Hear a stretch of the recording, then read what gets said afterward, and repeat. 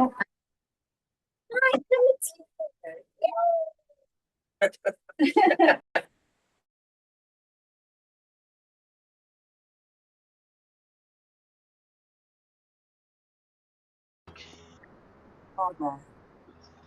Good morning, ODM Vicario, my dear friend. Good morning. Good morning. Good to see you. Yeah, same here. Uh, Dan's changing the world. Oh, Yeah, he is. we, We Dan. didn't always know he is. Like sometimes we all don't, right? Yeah, we're all changing the world together. We are. It's Uh, exciting time. it is beautiful, isn't it? Really inspiring, encouraging. Uh, I just keep finding good people. Uh, and then I keep finding them where I least expect them, which means maybe my attention wasn't quite sharp enough, wasn't quite awake enough. And I'm noticing that I'm finding them uh, not in a particular politic or not in a particular ideology at all. And that's encouraging. And then we have people like Dan in medicine and Carrie and Jim who really want to contribute something to the good, not just something to the pocketbook. And then we smile at that, right? Because we need those people. Um, and then we have people like Jessica Nathan, her husband, who I met with yesterday regarding a new website. And I'm trying to talk money, and they're not talking about money. And then finally, I just have to throw them money. Yeah. And what a nice problem. What nice problems that is, too. And then all the other ways we're all contributing in all the ways we are doing all the time. And so I have good confidence. I'm inspired every day to the good, from all the good that is already here. And then the good we make today by turning our attention directly with intent on purpose. We're going to talk about that then today. And the Buddha was a genius in this regard. I would say more than other spiritual traditions, in that he had several ways, and we've talked just about a couple, beginning with the two kinds of thoughts. Remember? Two kinds of thoughts: the thoughts towards the good, the wholesome, goodwill, kindness, compassion, and wisdom, and then the thoughts that are then towards sense desire, grasping, greed, hatred, delusion, judgment, self loathing. We all know them because we all have them. And that just knowing something about these two kinds of thoughts, which then Jim Sinclair said last week, I don't tend to notice those unless I'm sitting quietly for some amount of time. And we tend not to notice them then. We're going to go further today because the Buddha had a lot to say about this. And then I'll tell you why it's so important to me this week. The Buddha said you can't know this without cultivating a quiet, stilled, open, spacious, non judgmental, non reactive mind. You cannot know this. It is beyond your knowing if what you bring is habit natured mind. You must sit in the quiet, in stillness, with some space, a lot of kindness and compassion, that these are the precursors then to all knowing. And we get this, don't we? We really understand that it isn't just turn the mind back and then we know something. In fact, what we usually know is what we're used to knowing, isn't it? The thought we're used to having, the one we have a tendency to recycle, and we call those truths mostly. And we forget that in fact it is simply quality of cultivated mind. And so we did the two types of thoughts, and then I promised Felicia, I said, no, we're going to get to those five antidotes. Uh, but I want us to be careful about that as well, because the five, I realized as I was thinking, we'll get to the five antidotes today, and we will, that there is something we must attend to also first before we direct the mind, right? It's first knowing what mind is here, good news. And then the Buddha said, and I thought about it and I thought, gosh, there's something I feel like we're missing. And it is this thing called the four great strengths, or the uh, four right efforts. Oh, come on up. Come on up. You're very capable. Yeah, sitting. Four great efforts. Now, efforts is a funny word because honestly, I would not interpret that way, because effort implies a couple things, doesn't it? Like a certain kind of force, a certain kind of demandedness, maybe even striving could get included in effort, and also action. It could imply a certain actionable. And actually, I'm going to call the four great efforts something closer to ethic. I'm going to change our tendencies in this regard. We have a tendency then to try, don't we? I'm going to get the mind, I'm going to take it, I'm going to put it over there, and then I'm going to not put it over here. And I think I heard her say that last week. You take the good stuff and you hang on, and you recognize the bad, you push it away. And it's quite the opposite, actually. It really says, and in the suttas, it's well written, uh, with diligence, with ardency, with wisdom, with kindness. So we approach all of this with a certain kind of soft, caring recognition. So we're going to just right there, because effort can be a dangerous word. And so in those four great efforts, anybody have any recollection of them? There are four really basic directions of mind. Now we've just talked about the two, towards the wholesome, that which will lead to the lessening of affliction and suffering, and that which we call sense desire, grasping, clinging, which will lead to suffering. So we're just defining them by their consequence, really, aren't we? Not by their goodness and badness. So we have to be a little careful there, because we can take actually something that by its contents, and I'm the best at it, so I know this, and actually do some harm with the best content. And so everyone knows this who's known me for a long time. I used to write poetry during Zazen, and it was forever. You know, you were there for hours. And I thought, what could one do with one's mind that could be of some benefit? And so I'd write poetry. And I'd go, oh, this rhymes with this, and this, oh, a beautiful metaphor and beautiful thought. And then I'd go to my teacher and I'd say, oh, you got to hear this. This is it. She'd go, no. And I'd go, no, really, if just this one. It's so good. She'd say no. Now, she never said another word about it, other than I'm not listening. La, la, la, la. Don't tell me, stop. She never said stop doing it. Never happened. She never said this is in the wrong direction. It could have been a little helpful, possibly, because I was a little thick. Like, that might not be where you want to put the mind, really. She didn't say that. She just said no. No. It took me a while and a lot of poetry. A lot of poetry. Some stuff to go, oh, this is not what you're supposed to be doing during the meditation practice. And by the way, I went right from that to following a red ball with my breath. That was my next brilliant idea, because I wanted to do something with the mind besides recognize what it was actually doing, which is in fact exactly where I was supposed to be and couldn't yet be. Couldn't yet be.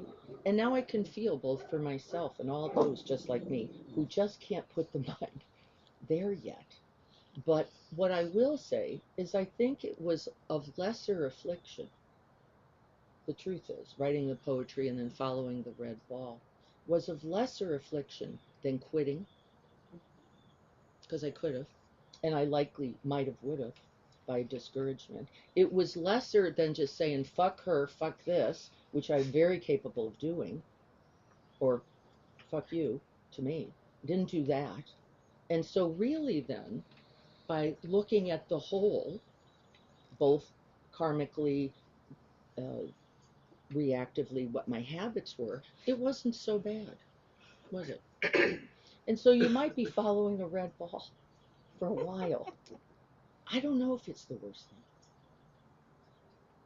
And it might be better than self hatred. Hmm? And it might be better than ill will. Mightn't it? And so just know as we talk today, the point of this is you're going to go, oh, I don't know if I'm putting my mind there. You may not be, but I'm going to say no matter what, you're in better territory. The Buddha described it as the pasture of one's mind or the field of one's mind. You're still in better territory than you might be if you weren't doing these teachings, if we weren't together, right? If you weren't here. So, congratulations on all of that on a cool Saturday morning, right? So, we start there, then, right there, most important. And then the four great efforts. Remember, I'm going to call them the four great ethics to get us off of this idea of something one must do. The four great ethics say if you can prevent an unwholesome thought from arising, do it. If you can feel that seeking, grabby, craving energy, just looking, and you can catch that quality of mind, wouldn't it be amazing to, in its recognition, then place it somewhere safe? Be amazing, wouldn't it? We're not all of us quite there to get to the prevention part, but right, wouldn't you? If you could, you would, right? And so we name it as an essential ethic. Prevent it if at all possible. Then we're going to talk for a moment about how do I know that wandering vitaka qualitied mind? It's called vitaka. Yeah, it's a Pali word. It means the mind that is looking for a place to land. It is a mind of movement. It is like the parrot or the bird just flying around. It hasn't landed, it hasn't even established quite direction yet, but it's in process. We're going about it, which is why we say guard the mind this much, don't we? Be this particular, because once that mind unhinges from something as simple as the breath, what's it doing? It's in vitaka. There's now potential, isn't there, for heading in the right direction or in the dangerous, afflicted direction. We get this idea energy, momentum, directional, right? That's all, vitaka. We're going to use the lighthouse analogy. I came up with this last night, and I actually had to ask Chad, do people regularly use this metaphor? Because I thought it was stunning. And it said, no, the Buddha uses the pastures and the cowherders and the shepherds, right? And we understand why. That was in right time, wasn't it? It was perfect. We're going to use Lighthouse today because I think it's especially apt. And Chad agreed with me. So, so we get this idea. Prevent where we can, right? So now, first right ethic. Just don't go to dangerous territory. You don't go into dangerous neighborhoods if you can, and you don't drive there. And it's okay and it's wise not to do so. But let's say you already know you're in the neighborhood. Uh-oh, made the wrong turn. I'm already in a darkened place. I'm already in some swamp. I'm already in some dangerous territory. What would the instruction and the ethic be? Yeah, get out of there as fast as you can, right? Guard the mind. You stop doing it. Uh, Carrie said, lock the doors. Get yourself out and get yourself safe is correct. We offer safety to oneself. Oops, I'm in territory that is going to only lead to my affliction, lead to my suffering, lead to ill will, lead to greater craving. This is not helpful, skillful. And then without rebuke. This is very important, isn't it? Without hatred, without ill will. We don't propagate because then we're just creating that in our own neighborhood. We took that neighborhood we abandon. We say no more of this. The 5 antidotes will speak to this as well. And then it says, if you notice a wholesome thought, you would propagate it, wouldn't you? And so this is good news. Let me cultivate this. Let me propagate it. And if you weren't having a good thought yet, what could you do? You didn't have one yet. This is Vitaka. We're just floating around. Where would you go? You would, with intention, place the mind, then on purpose, with some right effort and ethic towards the good, wouldn't you? Not there yet, but I'm going to set the directional for that path, right? I haven't landed. That's called vichara. I haven't landed yet. I can't propagate yet because I haven't landed in the right neighborhood. But once we do everything we can. Makes really good sense, doesn't it? Look how practical. Just practical. What I love about this is that it is practical as it relates to qualities of mind and then qualities of attention.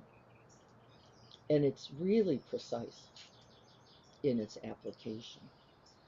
So I'm going to stop just for a second there. 4 great ethics, right directions, and then the attentional, intentioned effort required to do this over and over. Does everyone now start to get a sense of why we find something like the breath to stabilize the mind in? Now you know, because who could sort this? It's unsortable, isn't it? It's unrecognizable. We're just caught. It would be like the flock of birds, right? Just overcoming us in a way that cannot be then skillful. Now we're just overwhelmed, aren't we? Or shut down, or propagating suffering, right?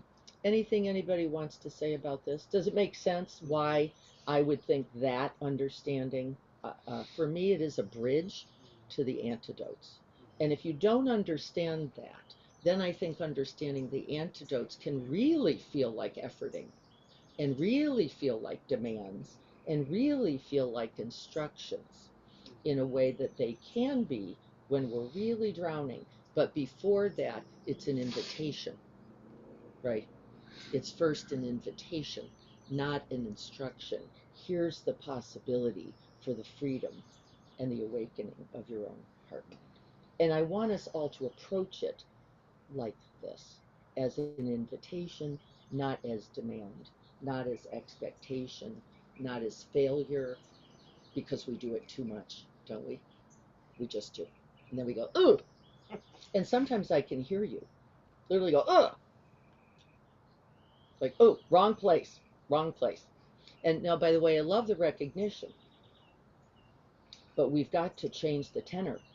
We've got to change the tenderness. We've got to change the heart of this to say, yay for me.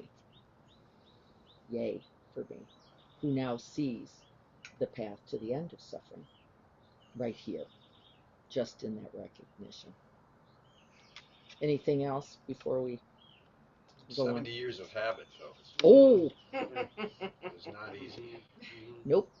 I wouldn't say easy. I have a question. Yes. I may go broke with this asshole jar. The asshole jar, yes. I forgot to bring them. I'm so sorry. Oh, that's okay. Because I'm finding, right, I'm considering judgments, me being an asshole. Any judgment, harsh judgments. And so I'd like because I'm noticing like twice in a row, I caught myself right as the end and right after to then either go apologize or, right, say something kinder out loud. But I'm going to go broke if I have to keep giving money into the asshole jar. So I was wondering if we can catch it during Yes. or right after. Yes. Do we have to put money in the jar? Yeah. Yeah. So let's go back to what I just said about the 4 great ethics. then you would apply the ethics, wouldn't you? You'd say, if I could catch it before I did it, that would be amazing. And if I could then catch it after I did it, that would be amazing. And if I could actually catch a positive attempt, that would be amazing. And if I could propagate that attempt, then that would be amazing. And I would call all of that everything but it being an asshole. And so would the Buddha, didn't he? He said 4 great efforts, 4 great ethics, which is the other jar now. Wouldn't it be?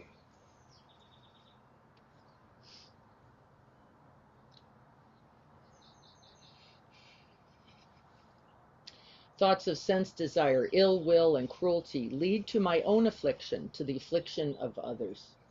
This is an important statement to recollect. Thoughts of sense desire, ill will, and cruelty lead to my own affliction, to the affliction of others, and to the propagation of harm. And so we catch ourselves then in the 4 ethics. And then we're going to apply from that recognition of the ethic some of the antidotes. What could I do once I know this has gotten a hold of me, right? What can I then do? And that's what the 5 antidotes are. So I'm going to speak to them just for a moment. This sutta asks a basic question, which is, what is the consequence of this thought? Which requires a certain kind of attention, doesn't it? Because just hitting the thought, I might know, is it a wholesome thought or an unwholesome thought? I might even know, is it being propagated? Is it something I can stop? Is it ahead of me? Is it something I must beat my chest to prevent? And those are all appropriate with kindness. But the right application is, what is the consequence of the thought? And that requires essentially sustained attention, which is why we focus again on the breath. Because we can't hold the thought, because the thought is very much coming and going. Well, the breath is too, but there is a certain stabilizing quality. And of course, our science helps us, right? Our neuroscience helps us recognize that neutral objects generally are good places to rest the mind. If we can't go towards goodwill, if we can't go towards compassion or kindness, if we could just rest the mind, it would be considered good news, wouldn't it? Like, I don't even have the energy for pursuit of the wholesome right now. I'm just that tired, that weary. Could we just rest the mind? And the breath is always uh, identified as one of those, never only those sources. It's why we practice every day, she says with a little Chicago in her book. It's why we practice every day, because you can't hope for that otherwise. You just have a nice idea. You cannot hope for this without that quality of mind and that stability of mind and that purity of mind that says just staying and staying and staying and noticing and coming back and staying and staying. And it is the weight training for all good actions, isn't it? Okay. So let's see if I can find what I'm looking for. So here's one of the antidotes. Replacing the thought with its wholesome opposite. This is another common characteristic in qualities of mind in this tradition. And it says, if you are noticing a harsh thought, replace it with a kind one. Nice possibility. Not an easy turn. You know, we're going, right, there's no you in that turn. That's pretty tricky business, I think. Replace a harsh thought with a kind one. I love the idea, though. I'm not that good a driver. I don't usually go wrong way. Let's go. Now we're going the other way. And it would take some kind of really amazing practice. This is like Indy 500 driving, right? To go, no, and going the other way. Is it possible? Sometimes, particularly the lower level harm, right? I'm thinking about lunch when it's breakfast. I might just go, let that go. Let's just think about breakfast, right? But not with a lot of um, veracity in it, not right stickiness in it. It might be able to notice and navigate. So I want us to watch for these now. But that's the first one, replacing a harsh thought with a wholesome one. And then I will say, good luck.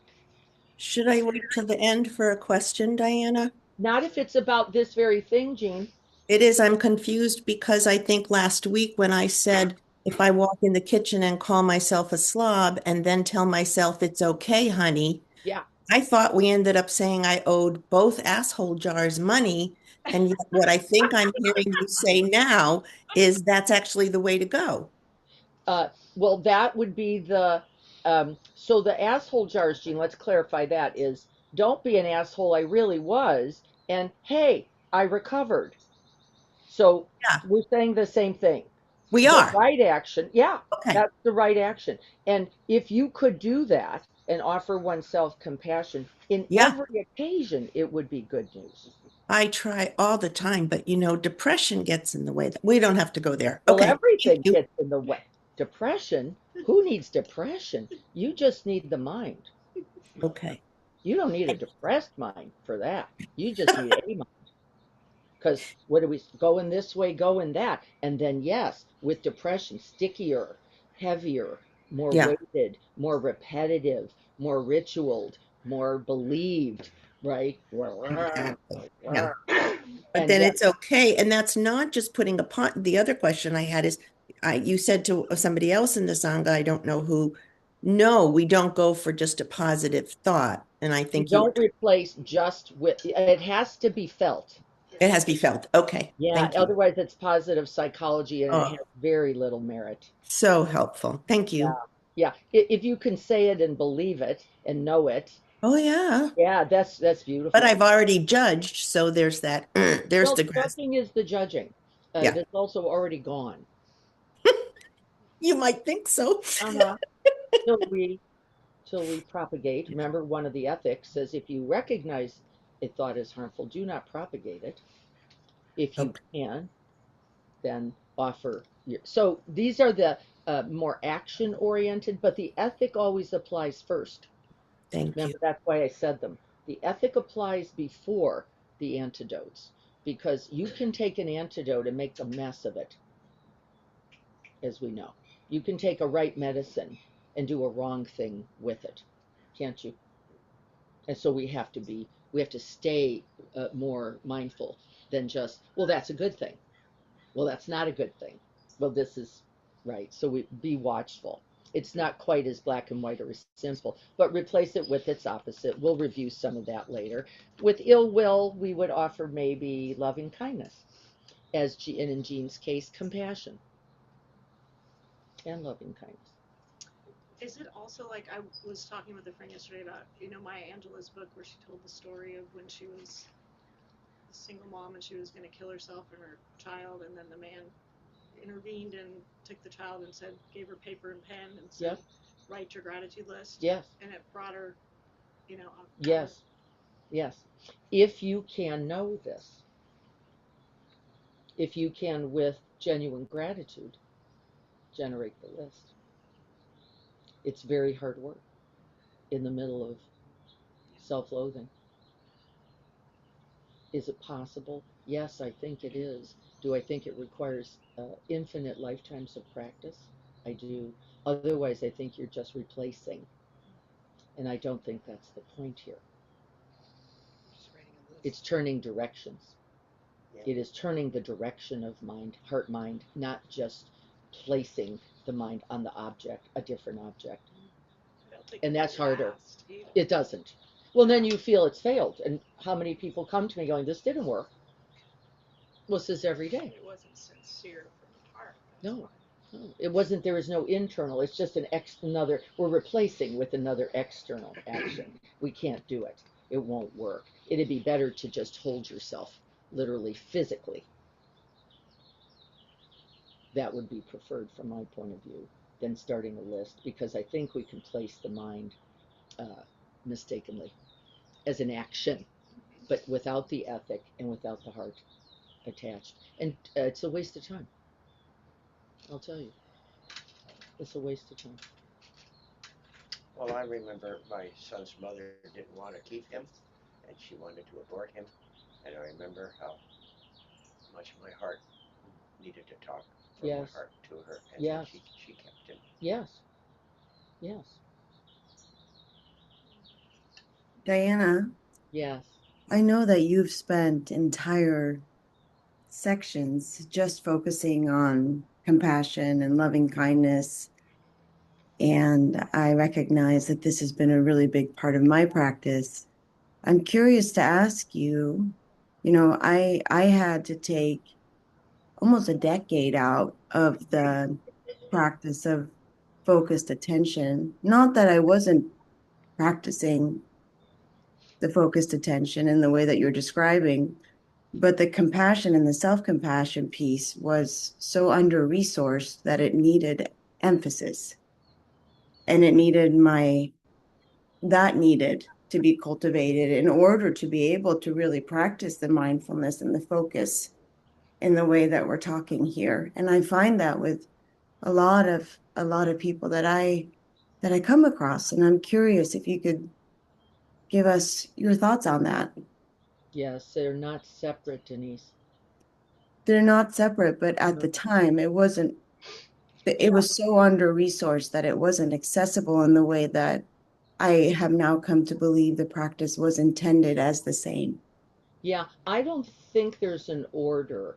Let me say, compassion is a felt sense and a mind object. They are both. Wouldn't you go towards that any way you could? And if it wasn't with directed attention yet, wouldn't you open the heart then? Which, by the way, the attention's there. By the way, there's no separating these. Not really. Wouldn't it be perfect? So I'm just going to drop into the heart of compassion. That's actually the mind as well. You just weren't doing it from just mind training in the way that you thought you should and there or could. And by the way, it wasn't required. It's always there. The mind is never separate from the heart, right? There's no possibility for this, and so we can, in our little practices, maybe place the mind, right? This is an idea, and actually, without the heart, it's nothing. Without the heart, too, it's nothing. And or do something called placing the heart quality, what you said, which is not with mind, but not possible. Of course, it's also there. And we go exactly where we can go, lovingly, compassionately, and kindly, don't we? And yes, you didn't have maybe this teaching, your cognized mind wasn't available, you're saying possibly, but you could just maybe stay in the felt sense, right? The felt sense of where it hurt and the felt sense of where it felt better. And that is also a quality of mind. That is as much a quality of mind. You just didn't call it that. You called it compassion. There is no compassion without directing one's mind towards suffering and its end. Wouldn't be possible. You just felt it, right? That's how you knew it. But what felt it? Are you asking me? Uh-huh. What felt it? Well, for me, I think it's the felt sense, and it's not that mindfulness ever went away. I'm not saying that. I Oh, think you're I really know it couldn't. no, It no. could. See, that mind was there because mind knows felt sense, Hmm. doesn't it? Mind knows felt sense. Without mind, there is no feeling known. So you were doing it. You just didn't call it that.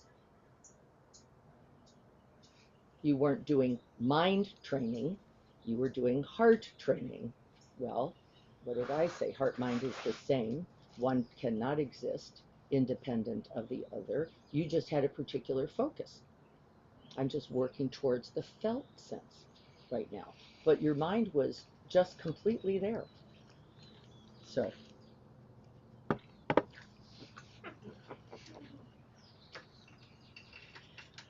do you get what I'm saying, Denise? Oh, I definitely get what you're saying. I think that I don't want to take it too far, but some of the teachers I had, it was so open-ended, like in the way that you described the poetry, where it was simply a no. And if I had been directed a little bit more in my anxiety and depression towards this needs a lot of warmth here. Yeah. But it was That's all because you perfect. know it. And it's where I was at the time. I just mean Yeah, sometimes uh the warmth is what's not present. that's right. And for me it definitely um wasn't actually possible to have the kind of I needed a little extra with that. And I find that sometimes it's like the piece that we don't even realize that we're That's not right. doing. But Yeah, but I we don't thank you. realize Your it, answer is we perfect. couldn't, and maybe we couldn't then. I could start with the mind because I could, right? I could place the mind very well because I could. I had that mind. Feeling it, not so much. Not so much. But boy, I could name it like a rabbit. I was like, blah, blah, blah, blah, blah. I was like a machine gun. Feeling it, hmm, whole different thing. And I continue to work towards both, no matter where the focus is, right? Mind bringing heart, heart bringing clear, precise, keen to the extent that I can, qualities of mind. So we don't want to see these as separate because, in fact, the Dharma requires both. Always, always. Even when we're not talking about them, even when we're not technically practicing them. Let me say this, because in the practice, in the Satipatthana, the first teaching of the Buddha, he said, I can't even worry about that yet. We can't even worry about your feelings because those are going to overwhelm you and overtake you. We're just going to look directly at where is the mind on what. That's how he started. Because anything else we do, you're going to get swept up in perception, swept up in feeling tones, swept up in believed thoughts, swept up in narrative, and it's not useful. Right. So that was just that particular teaching. I don't think in any way anyone would say one object is better or worse than another.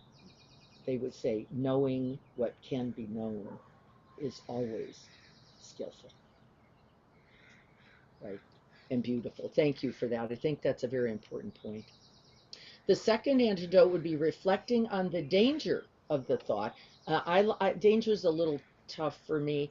That is what it says. He should reflect on the danger of these thoughts. These thoughts lead to my own harm, to the harm of others, and to the harm of all beings. That is very sobering for me.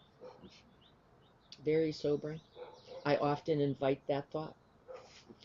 I can now do so, as Denise was saying, with compassion for me, compassion for the others, and compassion for all beings. Not always, but I can now.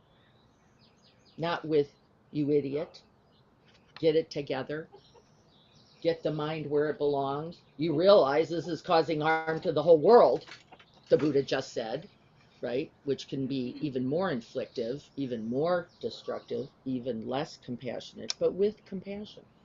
This leads to my harm, to the harm of others, and to the harm of all beings. Can we say this as the ethic of wisdom and non harming, not as propagating more harm? And yes, we can use all of this towards the good and all of this towards difficulty. Does it lead to peace and ease? That's one of the inquiries. Does it lead to a sense of freedom, a sense of agency and possibility? This is good, right? And I can't even do it yet, but maybe I see some potential. I'm not there. I can't do that quick turn that he's named, but I do see wow, there is a quality of mind. I can know what's happening, and then I can know what's happening and make a choice about it. And then I can know what's happening and make a choice about it even before the mind lands, which is really an amazing reality that I didn't discover really till my 30-day retreat. There's even that. It didn't even land on an object yet, and I could feel its direction moving into open space or into contractedness, into the dark tunnel of old, familiar, damaging things. I think that part of what's hard with that and has been for me is wanting it right now, wanting it to be easy, and realizing it just doesn't work that way. Uh-oh. You got to be patient and Water dripping progress, on rock. as you say, over a lifetime. Over lifetimes. But yeah. I do see in myself that I do make some progress. You know, like I can say with certain people, I have caught I said the asshole thing, but I caught it right afterwards instead of not ever realizing. That's right. That's progress. Right. That's right. And I try it to is give progress. myself some grace for that. Yes. And it says the great ethic, one of the 4 great ethics, catching it when it's gone wrong, and the commitment to stopping it is an ethic and invaluable. I think that I will eventually catch it before it came out of my mouth. Yes, you will. Yes, you will. It's going to take a while. Yes, Renee said, I see it after I do it. Libby said the same. Now I'm maybe not even doing it. I'm just thinking it. I can maybe catch it there. At the end, right at the end, the is Yeah. the last asshole comment comes out. Right. My mom used to always say, think before you speak. Yes. Well, it's true. It's so easy to say. And I wasn't So being easy that to big of say. an asshole. Really? Is it that bad? Way worse now. No. So turning away from unwholesome attention, recognizing that it's done as a potential for harm, redirecting, we could call that. That's skillful. We teach that in cognitive behavioral therapies. Investigating the conditions, looking at the antecedents. And that's reflective, isn't it? That's reflective awareness. It's not available right this moment where we're just trying to stop it, just trying to redirect, right? We are recognizing there's something that comes after, and I can look at this in a contemplative way, and there's something that came before it. There were causes and conditions on this side that are also worthy, says the teachings of investigation. What was happening? I was tired. I had too much on my plate. I hadn't eaten all day. The 3 things that I was struggling with were right there in my lap in a way that felt unresolvable, out of control, and overwhelming, right? And then it all falls apart. And it says this is useful to recognize, and then Denise said, to feel for oneself in the difficulty. And we tend to be, as I said to Denise, better at one or the other, or none at all, on occasion. I can't recognize it. I can't feel for myself. I'm just, as Libby said, you're just not getting it. You're just not getting it. You're just a waste of skin. You forget about, not helpful. Never helpful. Never. Okay, so the 4th. And then the 5th, I was amazed by this because I did a little research on this stuff to really understand its nuance. And there were 2 different 5s. And I saw them in different places. I was like, what? I've never heard about this one. I've only heard about the other one. And I heard about it because that's the one I would do. I didn't hear about the other one. I'm certain because that one was like, I don't know. I don't know. It says apply firm resolve. That's the one I've heard about. Of course I would have. Action item. And it says things like, with clenched teeth, tongue pressed to the palate, beat one about the chest, if we must, to stop harm. To stop harm. And then, can we do so lovingly? Denise? Can we do that with love? And the answer is with practice, with training, with remembering, right? With repetition, we might be able to. He is not saying cause harm. to yourself, he's saying. Prevent that harm, that essential ethic, and do everything you can.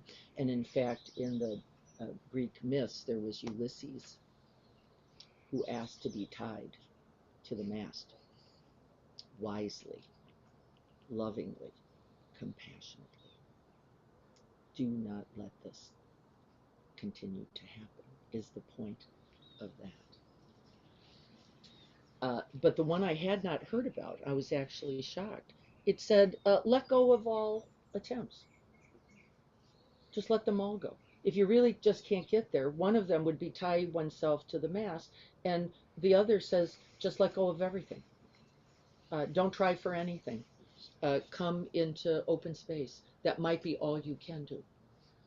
Because you might not have the energy. You can feel the verb in the fifth, can't you? It says you might not have the energy for it. Maybe the only thing you could do is nothing.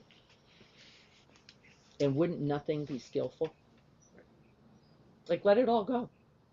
Just, I love that possibility. I'd never heard it before, and I understand its merit. Nothing skillful if I can accept nothing. Yeah. That's right. That's right. Wouldn't it be that we could allow that for ourselves? Wouldn't that be masterful? To go, there's nothing I have to do right now. And it's mostly, Jean, because we aren't capable right now. And so if I say tie yourself to the mast and you go, I don't have arms, I don't have energy, and I don't have a rope, the other antidote is then do nothing, but it really means in compassionate abiding. Yeah, you need a lot of love. I need a lot of love to do nothing and be That, okay with it. that's Yeah. right. Yeah. With compassionate abiding, which is kind of still something, isn't it? Sort of still something, even though we're lovingly. This is what I have to do sometimes for rest. I have to go. There's 55,000 things that I care about, that I want to do, that I want to do for others, that I want to do for my benefit, that I want to do for the benefit of others. But I actually know to pursue them now is not skillful, is not kind, and is not in the best interest of me or others. And then we do nothing. It says skillfully. Skillfully. All right, I'm going to see if you have any questions, and then we're going to get ready to sit using our lighthouse metaphor. We'll see how it goes.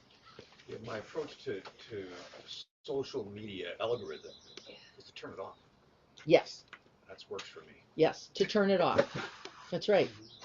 And that we do not need to attend to everything at times that the attention is not really available, right? It might just not be. It just might not be. And we've all known that moment where I'm tapped out. I can't attend to what, feel for what. I don't have it. It says it's okay. Can we lovingly then do nothing? With true abiding quality. That might be a nap. That might be just resting. That might just be staring at the sky, sitting in a garden, and not looking at anything. Right? We're not even don't always have it. And doesn't it matter? Okay. All right. So we're going to try for this. I'm going to have to make this a little larger because there's a part I want to read. So hang on. Any other thoughts, questions before we go? I just wanted to contribute that I've experienced in my own life the terrifying realization that every thought matters. Like every thought, the benign, the compassionate, the impatient, the lustful, the angry, the whatever. Yeah. And what's really helped is just the recognition that I guess it would be a karmic recognition or something, but it's like I'm laying the foundation for what's to come with each and every one of these thoughts, behaviors, actions, etc. Like a snow-covered hill that you take a sled down once and twice and 3 times and 1,000,000 times, and then you try to take it another way, and it's just going to drop into that groove. That's right. Basic kind of neuroscience stuff. That's right. But it's like, it really dawned on me after, there was some ceremonial work that I did some years ago, and it was discouraged from imbibing any kind. When Ty says the same thing, Thich Nhat Hanh says the same thing, but it's like the nutriments that you put in your consciousness are very important. The content that you listen to, the music, the movies, the Netflix shows, whatever.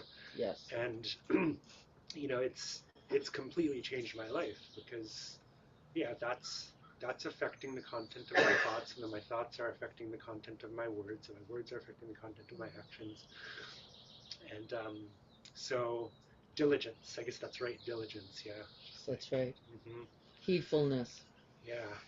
mindfulness, Mm-hmm. happening all the time. Mm-hmm. Happening all the time. With our thoughts, we make the world. One drop, one thought at a time. And then how do we recognize the truth of that without beating ourselves up with every thought? So easy now with that truth to go wrong thought, wrong thought, wrong thought, bad direction, bad direction, bad direction, don't got it, don't got it, don't got it, will not be helpful. Yeah. Because now we've just generated 25,000 other disturbing, harmful thoughts. Yeah. Right? What's been helpful for me, the compassionate redirection for me has been, do I actually want more of this? Like just kind of that question. That's right. Like, do I want to be more of this? Am I And if the going in a answer is no, direction I then want to keep going in? yeah. All right. So here we go. We're going to practice. Let's have some fun with the lighthouse. I've never done this before. This just came to me in the middle of the night. We'll see how it goes. And so if you could imagine as you rest, we're going to begin to close the eyes, settle the soft gaze, relax the body.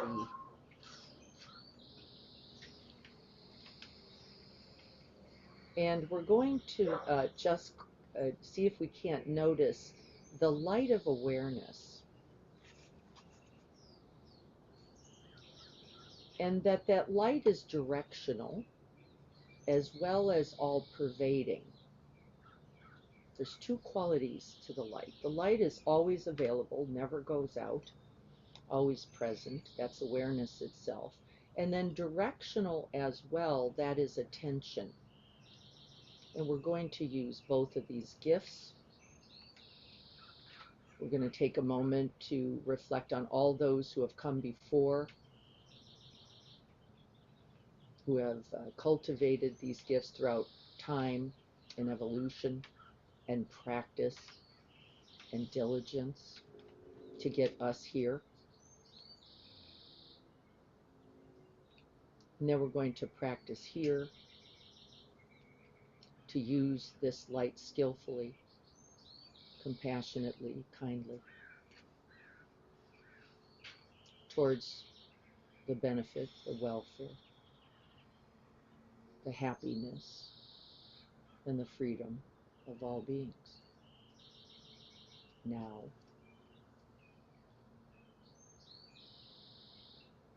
and always.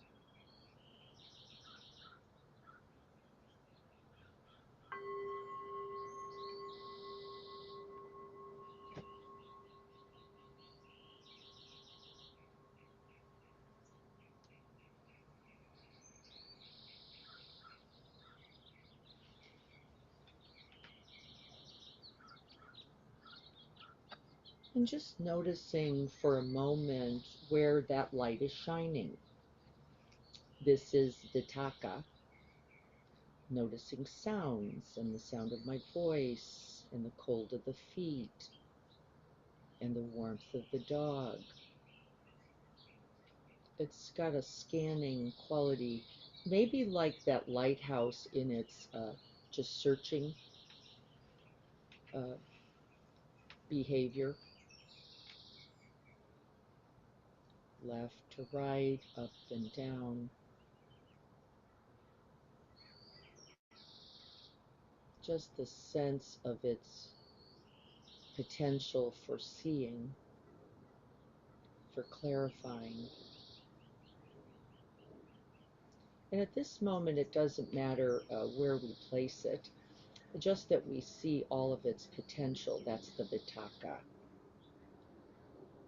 This mind in movement, in motion,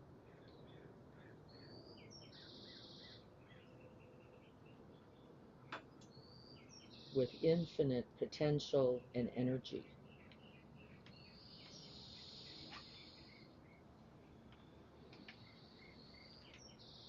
And then we're going to invite the mind to the body. This is now the cultivation of vichara, the placement of mind on purpose in the present moment,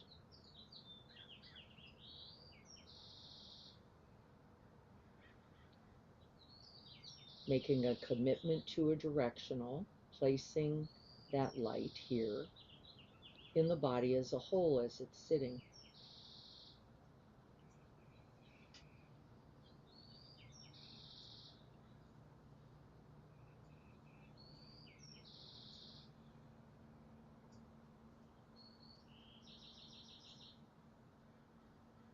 Noticing sensations,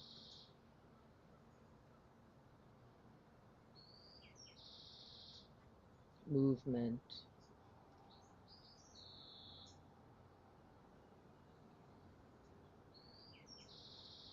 maybe temperature,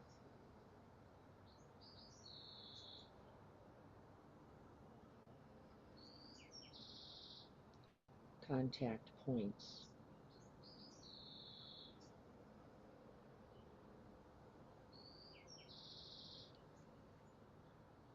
And the cultivation of vichara is to then make a commitment, cultivating a sustainability and accountability and a continuity. We're going to place with kindness, with a gentle, caring attention. We place that light here in the felt sense of the breath.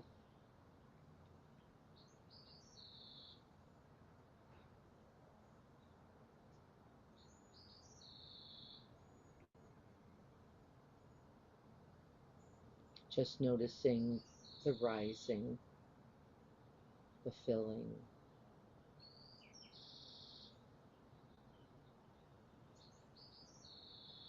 the settling.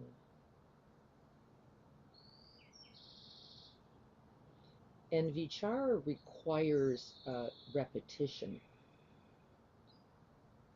to cultivate this quality. And so we're just going to rest the light here in the sensations of the breath for several moments.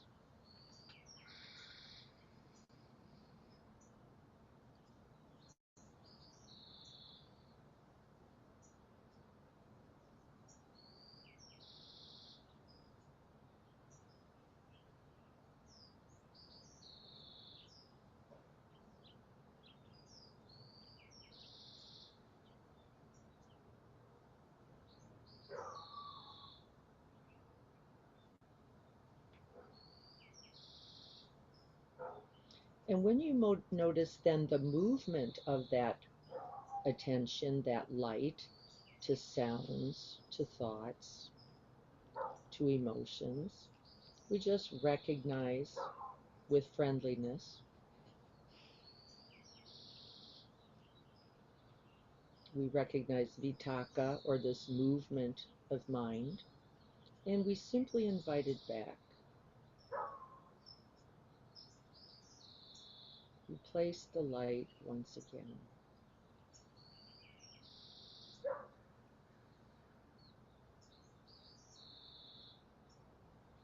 This breath.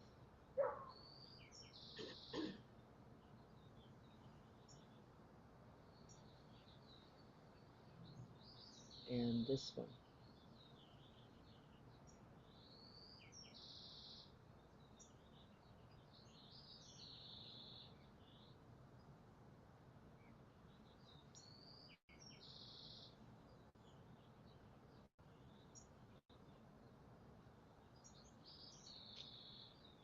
The light notices the movement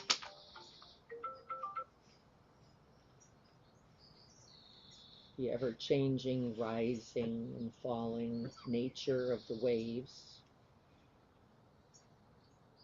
and yet the light remains unmoved.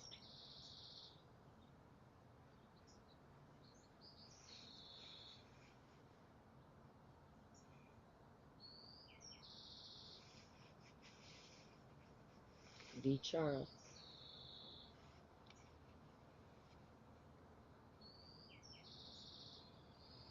There is no criticisms, no harshness, all goodness in the knowing.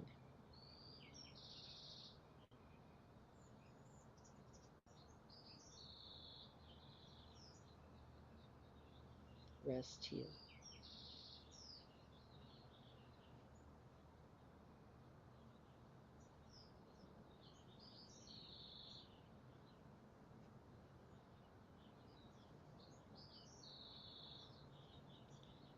Noticing the movement not only of the attention, but that consequence. Remember, we're paying attention for the consequence. Is this attention on this object leading to ease, to release?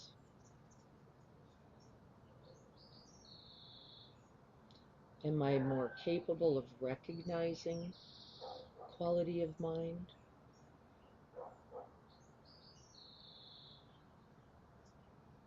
To recognize thoughts as thoughts and simply let them be?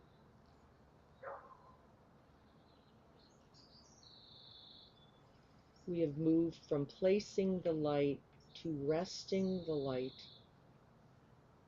skillfully, kindly, towards my benefit, your benefit,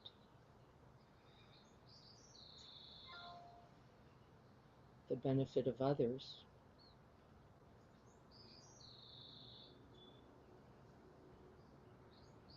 and the benefit of all beings.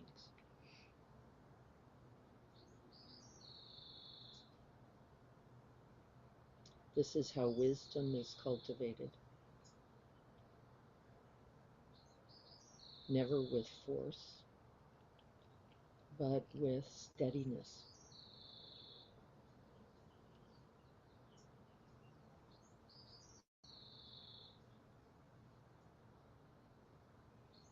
Again and again, with kindness, with compassion.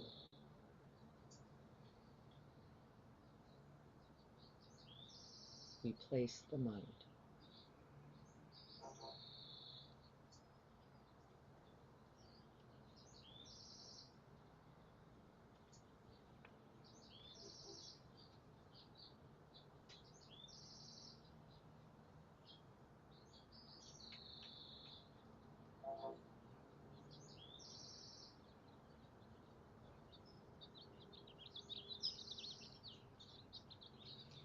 And when we notice that the mind moves from the breath itself or from the elected object, we have some options.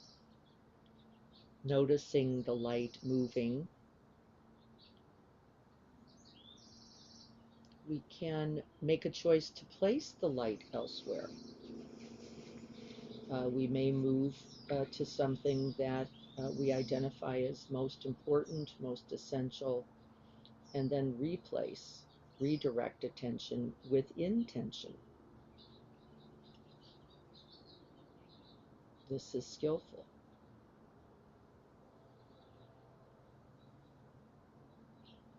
It would be like hearing a dangerous or threatening sound and having that lighthouse direct from the shore out to sea. Skillful, caring.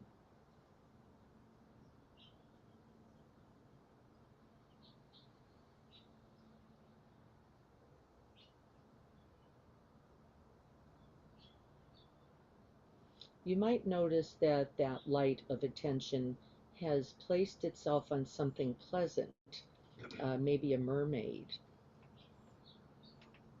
And rather than doing its good work, vichara, placing in a way that makes the mind available, it gets caught in the sukha, in the bright light, in the glistening.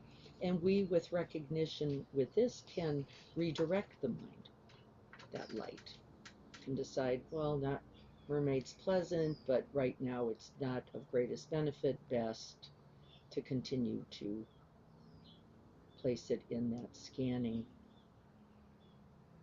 and then in that placing.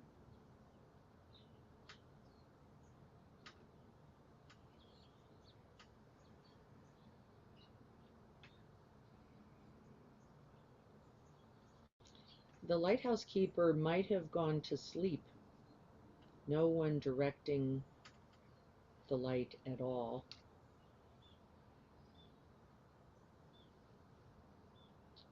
Good to know. And when we wake up, we recommit and we move from that scanning light to a stable light, one that invites a certain energy for attention, a constancy, a continuity. We pay attention again.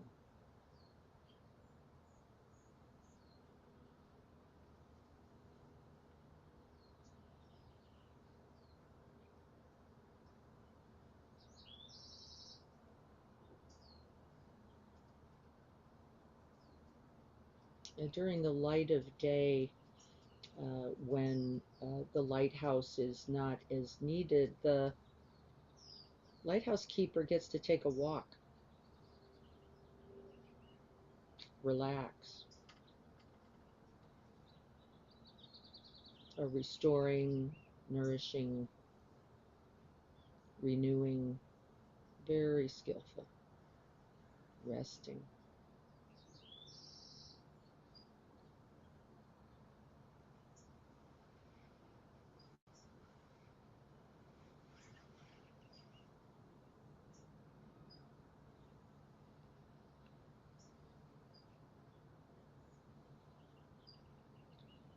The light keeper may dim the light during this time on purpose. Not needed, not right now.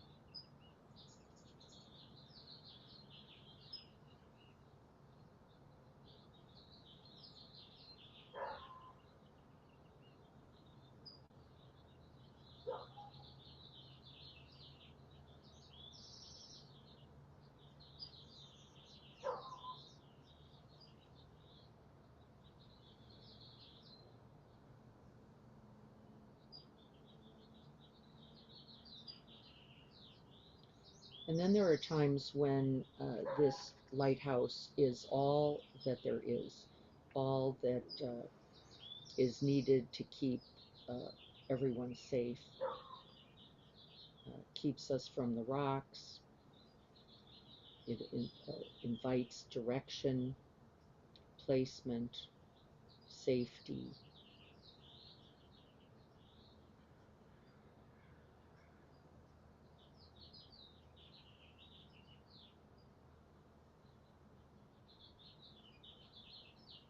And we feel grateful.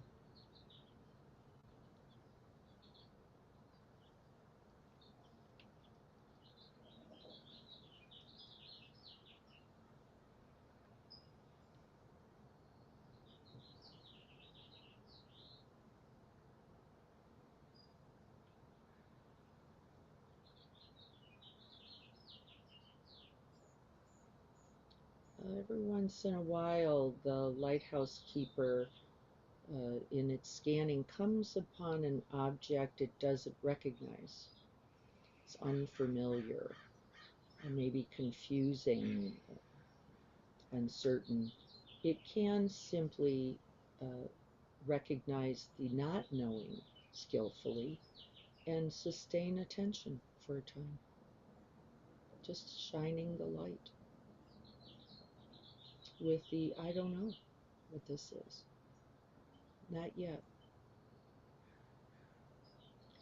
But the sustaining capacity is, in fact, the invitation.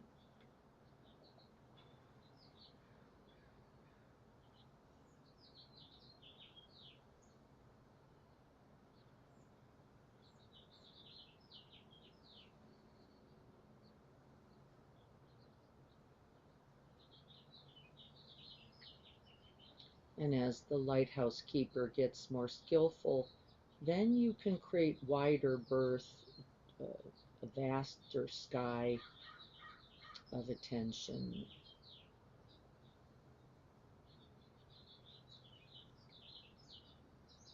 And be skillful.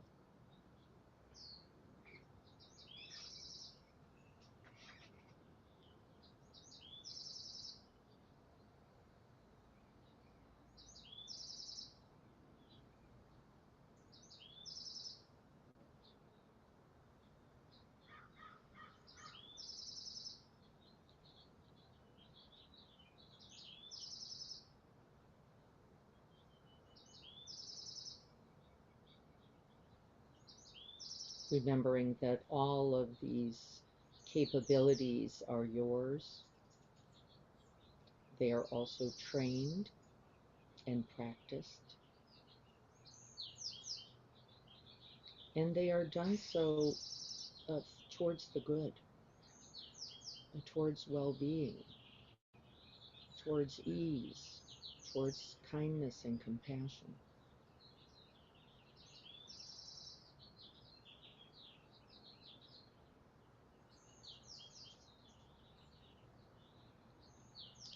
Towards the end of affliction, the end of harm.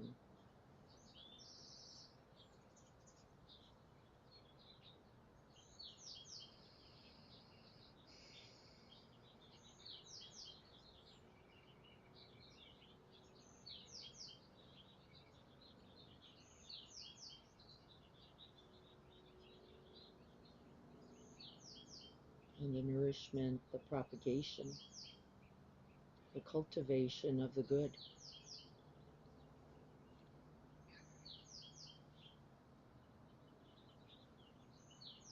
Knowing where the mind is then, right now.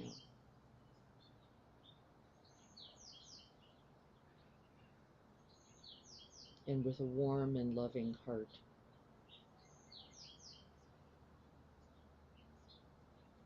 Offering right effort, being skillful.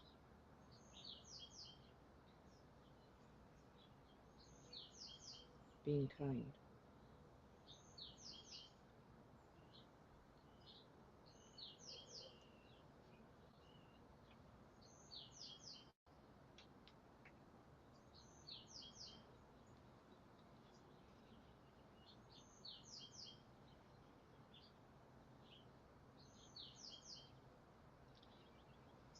The sea continues to move.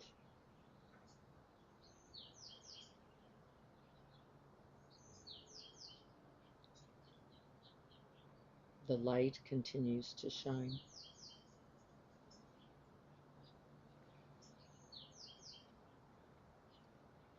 And awareness abides.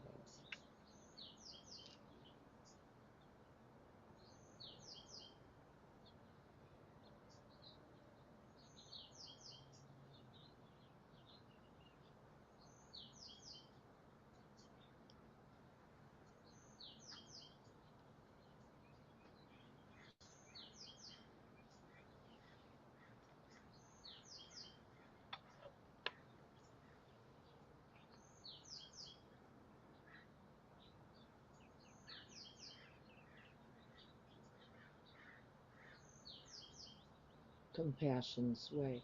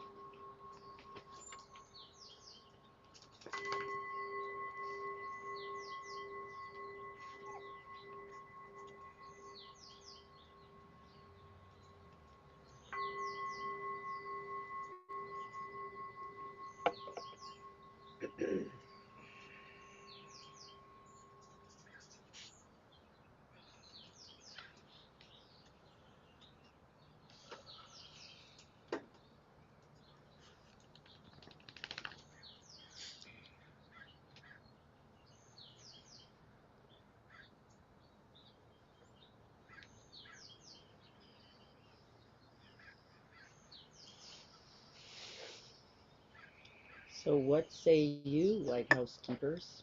I think I owe some money to the asshole jar. Uh-huh. Some money for the asshole jar.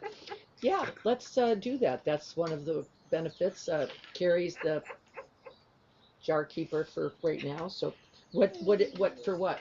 Well, my mind just, you know, The mind wandering is not inherently a problem. I got stuck on an idea about someone else. Yes. That was the problem. Uh-huh. So when you notice that the mind was stuck, what because you caught that, Yeah. that's Yeah. the light of awareness. Yeah. I literally just followed the light of the lighthouse. Yeah. And I Yeah. came out of it. Yeah. But it did take a little bit to notice it. Yeah, it does. Often it's happened 10,000 times before you notice it. Yeah. That's right. But once in recognition, uh, right, scanning mind, placing in a place that may not be beneficial right now towards one's well-being, look at all the possibilities. I'm not sure I would put that in the asshole category. I think that's just recognizing quality of mind. I noticed my breath and like one wave after another coming on the shore. Yes. Cleansing. Yes. And with each breath, cleansing, cleansing. Yes. One breath, one wave, one after the other,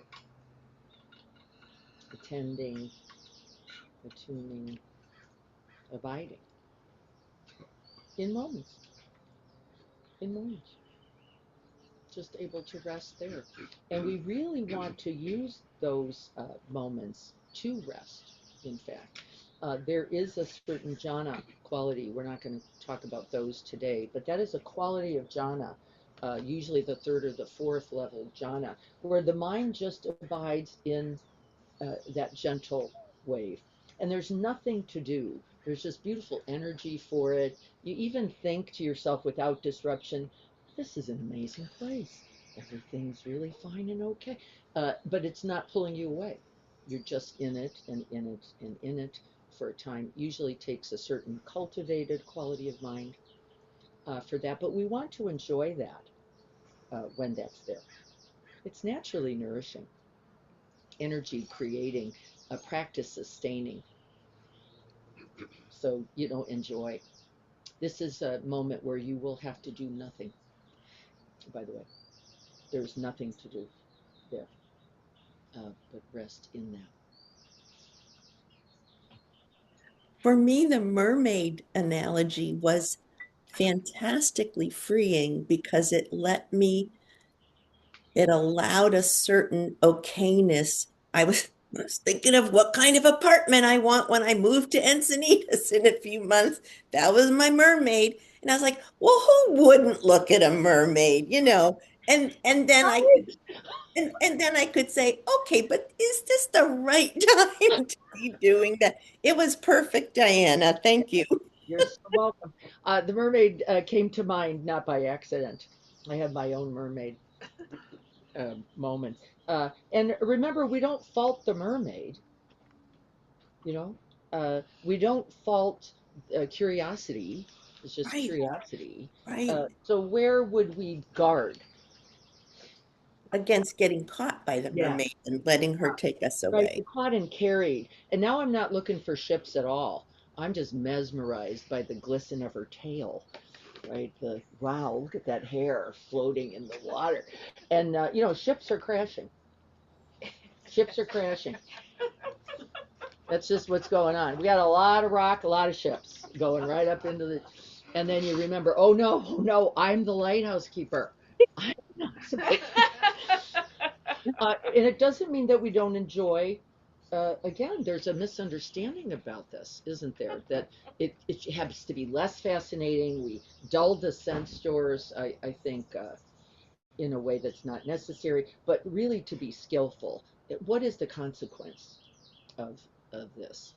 And then I notice, I'll talk about my own mermaid mind, that I'm making mermaids. I'm making them. It isn't just life out there. I'm in constructing. This is my poetry writing mind, my watermelon mind, my let's be anywhere else mind, that I also have to recognize, because then I can get closer to the truth of my own distress that is often at its base. This mermaid making mind that looks so fun. And by the way, I'm in no way suggesting it isn't. But then can we, with vichara, keep looking to go, why movement? Why over there? What isn't sufficient here? And it's often that it is not sufficient. It's often that it's scary or painful or hard. And just to know that too, I would say. Just to know that too. Now, by the way, does that mean that's always the case? I don't think so. I don't think so. I don't think that's the only way that the mermaid mind is cultivated. I think there's also co-creation, creativity, joy, and other things where this can be done on purpose, by choice, skillfully, lovingly. And to know when it has the potential to be distraction or entertainment or taking me away from the truth of the present moment, and where that mind may be more skillfully, right, more beneficially applied. And nobody decides this, right? This is just with awareness, with attention, we come to these things. And then I told you before we end why I was going to tell you why I'm focusing on this right now. Because I have noticed a distracting quality of mind in myself, and I'm noticing it because I'm getting ready for surgery. And I'm noticing that this mind would almost rather be anywhere else in all kinds of amazing, helpful, skillful things. One of my favorites are recipes. Lots of recipes, infinite numbers of recipes. And can I recognize that? And without judgment, without harshness, right? Say, what might be happening that these recipes are everywhere, no matter where I look? I'm seeing amazing recipe mermaids. I'm seeing incredible, like, wow, this is the most, like, the recipes are just coming to me, it feels like. Not exactly. Not exactly. And then I stayed. This is vichara. I stayed to go, is it that the recipes are just finding me, or am I finding the recipes? And then what about that? What about that?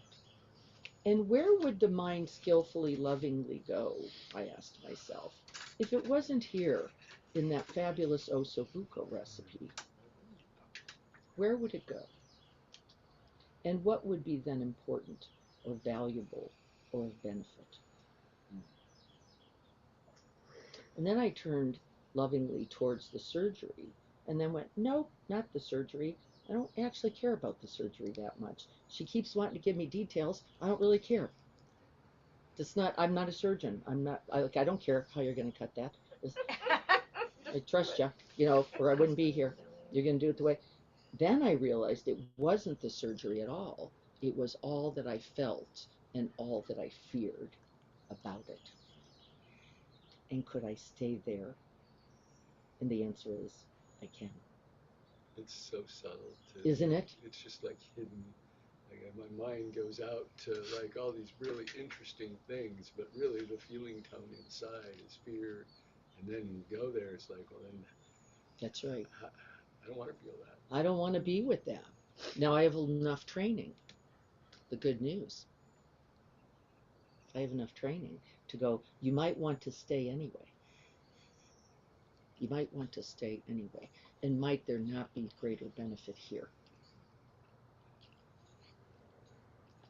And the answer is, I'm very clear. I'm very clear. And I came back to the Satipatthana on purpose, right? That this is the work right now for me and for you. This is the work also. The Because five remembrances we can't book, get distracted. Yeah, go ahead. they don't talk about pleasure. Nope, doesn't come up. Why not? Jim said in the five remembrances, what they don't talk about is pleasure. Not because there isn't any, it's not because there is not the truth of pleasure. It's because pleasure is unsustainable, right? In the truth of this human life. Doesn't mean it isn't here. It means it is ultimately unsustainable. And where will you place the mind then? If what you're looking for is that ongoing, permanent, sustainable pleasure. Well, there is a place, amazingly, but it is unconditioned. It says you place it exactly where, with what's here, perfectly. The pain that's here, the grief that's here, the confusion that's here, the heartbreak that's here, the love that's here, the compassion that's here, the holding it together that's here. And this is perfect, right? This is the perfect practice. Other thoughts about this before we end to say our prayer? There's a saying that we use at work: gentle pressure, relentlessly applied.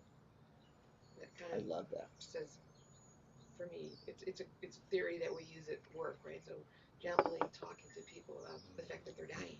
Yes. And the fear that they have, and so and that, Relentlessly for me, that reminds me to get my head out of this shit. It's not what I think should be here. Right. I need to read the room, and if the person who I'm talking to is so afraid of dying that they can't even discuss it, then I say, okay, another day. Yes. Right? Yes. And that's how I kind of Yes. saw the mermaid too. Like, Yes.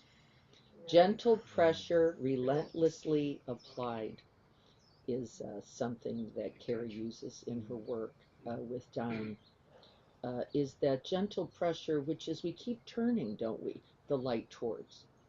And we may not quickly or easily or maybe ever exactly find the ship. But the genuine interest, right, to find that and to apply towards the truth of dying, for example, the truth of impermanence, the truth of grief, the truth that it can all be held, is necessary, it says, towards the end of suffering, is necessary. Gentle pressure, relentlessly applied, lovingly applied. And see if we can't do that for ourselves.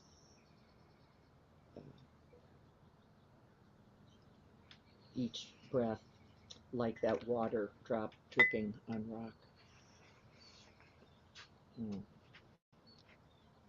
Thank you all so much. This was a lot of material. This is a lot. I couldn't separate them because if we don't understand the right ethics, we can't find the right antidotes, can we? We will just look for easy or sukar or pleasant or what I can do or what I'm used to doing or what I want to do, not necessarily based in propagating from that point of view of ethic, which is why I felt I had to bring it in today. Okay, let's say the prayer. don't forget tomorrow is 7:30. Yes, thank you for that reminder. Critical reminder from Carrie. Thank you. Tomorrow morning, Sunday, we're going back to 7:30. We will be back at 7:30 with the decision made by the committee, the young goddesses, the house, and it is not convenient for everyone. Just saying, and it is known. It is known and appreciated. It is not convenient for everyone. There were people who would have preferred 8. By the way, there are people who would have preferred 10. What happens at 7:30? It's at 7:30. What is? Our Sunday sitting. I didn't know there was one. Well, Yikes. there you go, Jean. Clearly you needed to be here today. Lighthouse shines. Lighthouse shines. 7:30 every Sunday. We were at 8 o'clock for practice that for a little bit. We are now at 7:30. Denise, Jessica, and Dia, one of them in some rotation that I don't understand and don't need to,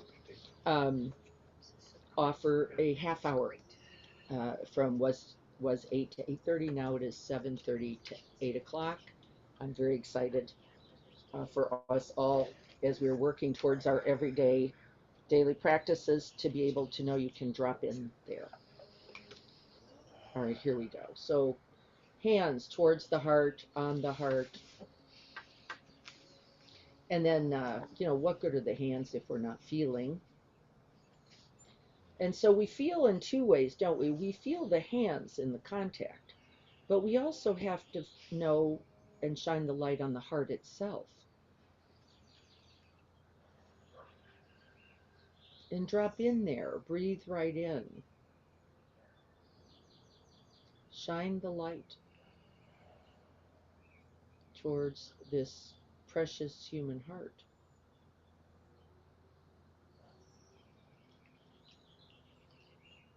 And know. And then seeing if we can direct it with one of the two kinds of thoughts, if we could hold this heart with friendliness.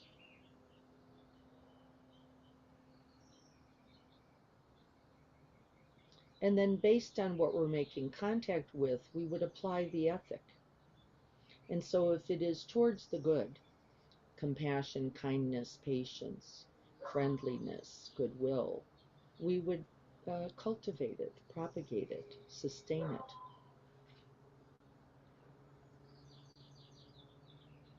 If it is harsh, unkind, disregarding, we would, as best we could, abandon it, redirect it,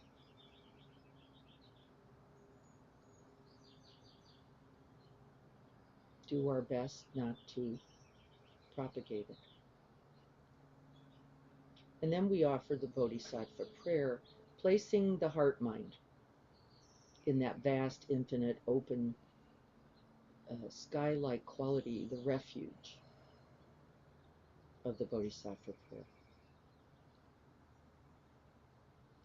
May I be a guard for those who need protection, a guide for those on the path, a boat, a raft, a bridge for those who wish to cross the flood. May I be a lamp in the darkness, a resting place for the weary, a healing medicine for all who are sick, a vase of plenty, a tree of miracles.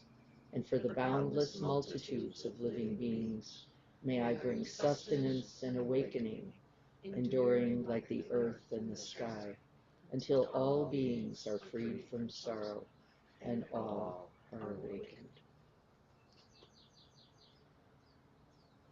May we all be happy.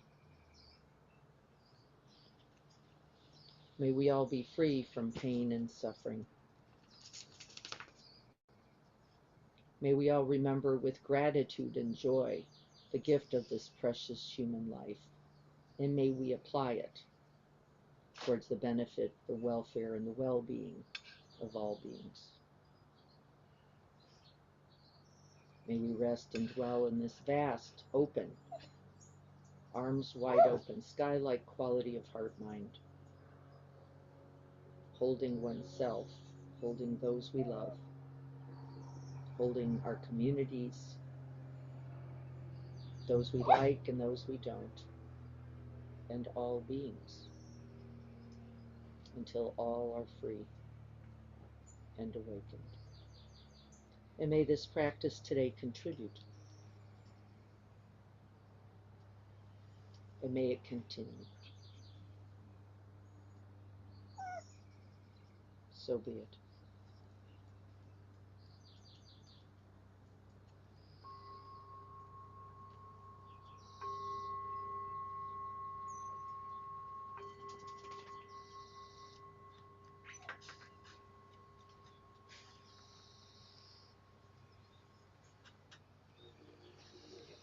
Thank you all so very much. Thank you, thank you. Always. I couldn't do it without you. So nice to have you all. So see where you notice the mermaids. This is good news. See what you notice. Look forward to seeing you. We'll be working on chapter 9 on Tuesday. Look forward to seeing those who can make it tomorrow morning at 7:30. And use this day. Use this day. And be well. Take good care, everyone. Thank you. So welcome, and good to see you always. Great to see you. All right. Yeah. Bye Bye bye, bye. everyone. Bye.